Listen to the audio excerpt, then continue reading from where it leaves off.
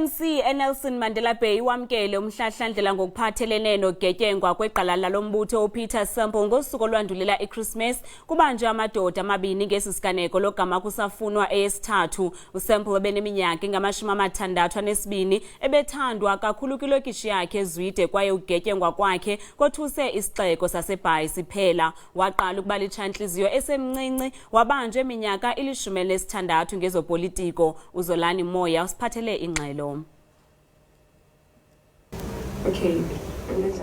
Usapho leqala lomzabalazo lombutho weNC uPeter Simple lusothukile sisehlo sokubulawa kwakhe kabuhlungu.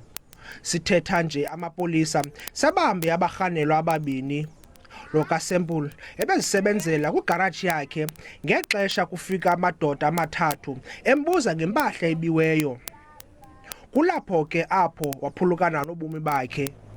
Abarhanelwa bajongene namatyala ukuqoqodisa isithuthi nokubulala. Amapolisa asakhangela umrhanelwa wesithathu kwaye abongoze uluntu lubancedise ngelixa bemkhangela.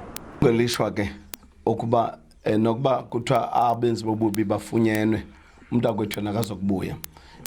Anditsho ndithi ke isewuchulumanco kodwa injongo zethu okanye ke apho sijonge khona ukuba simbeke ke uBhuti Peter kwindawo lokuphumla ngesidima nesithosa.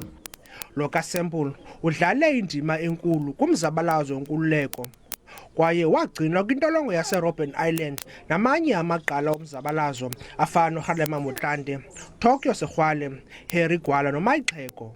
Singumbutho we-ANC siziva sichulumancile ngento yokubana abantu ekucingelwa into yokuba babulele uComrade uPeter Simple bathe babanjwa nangona isezisityholo, kodwa ke into ebalulekileyo into yokuba kuektiwe and abantu bafunyenwe kwixesha elifutshane.